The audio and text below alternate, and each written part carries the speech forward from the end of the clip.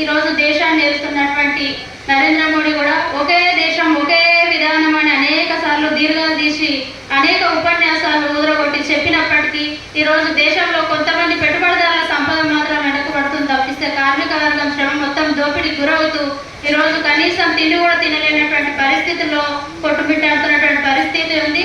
KGBV అనేది కూడా ఈరోజు కస్తూర్బా గాంధీ బాలికల విద్యాలయాల్లో పనిచేస్తున్నటువంటి ఏదైతే శ్రామిక వర్గం ఉన్నారో ఈరోజు ఈ తెలంగాణ రాష్ట్రంలో 495 రాష్ట్రాలలో దాదాపు 6,000 మంది ఉన్నారు. వీళ్ళు దేశవ్యాప్తంగా చూసుకున్నట్లయితే ఒక 2 లక్షల మంది వరకు మహిళలే వీళ్ళు.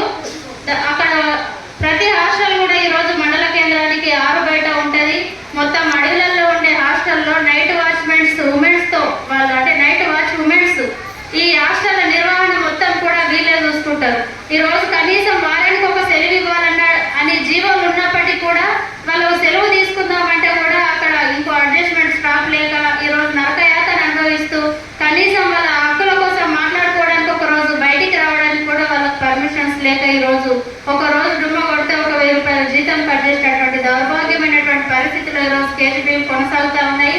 దాంతోపాటు ఈరోజు మోడల్ స్కూల్స్ యూఆర్ఎస్ స్కూళ్ళలో కూడా శ్రమ దోపిడీకి గురవుతున్నటువంటి పరిస్థితి ఉంది. కాబట్టి ఈరోజు 9,700 వేతనం తీసుకొని అందులో 2-3 వాళ్ళ కిరాయిలకు పోను తిండి ఏం తింటారు, పిల్లలను చదువులేం చదివించుకుంటారు, వాళ్ళు వైద్యం ఏం చేయించుకుంటారు.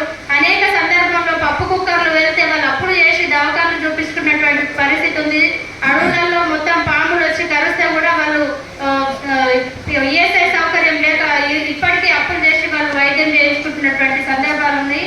కాబట్టి ఖచ్చితంగా కేజీబీవీ నాన్ టీచింగ్ వర్కర్స్ దాంతోపాటు యూఆర్ఎస్ మోడల్ స్కూళ్ళలో పనిచేసేటటువంటి సిబ్బందిని అందరినీ కూడా రెగ్యులరైజ్ చేసి వాళ్ళకు ప్రభుత్వం అండదండగా ఉండాలని చెప్పేసి ఆ రకంగా భవిష్యత్తులో కేజీబీవీగా మేము పోరాటం చేయడానికి మా యూనియన్గా సంకల్పిస్తూ ఇతర రంగాల్లో పనిచేస్తున్నటువంటి వాళ్ళు కూడా అత్యధికంగా ఈరోజు స్కీమ్ వర్కర్లు అంటేనే మహిళా రంగాలను ఎంచుకుంటారు. ఈరోజు ఆశా కానీ అంగన్వాడీ కానీ కేజీబీవీ కానీ ఇట్లాంటి రంగాలన్నీ ప్రధానంగా స్కీమ్ వర్క్లలో పనిచేసేటటువంటి మహిళలందరూ కూడా అత్యధికంగా ఈ రంగాలను కూడా మహిళలను ఎంచుకొని మహిళల యొక్క శ్రమశక్తిని ఈరోజు ప్రభుత్వాలు చాలా తెలివిగా దోచుకుంటున్నటువంటి పరిస్థితి ఉంది. కాబట్టి భవిష్యత్తులో అన్ని రంగాలలో పనిచేసేటటువంటి కార్మిక వర్గంతో కలిసి ఈ దేశాన్ని పాలకులకు ఒక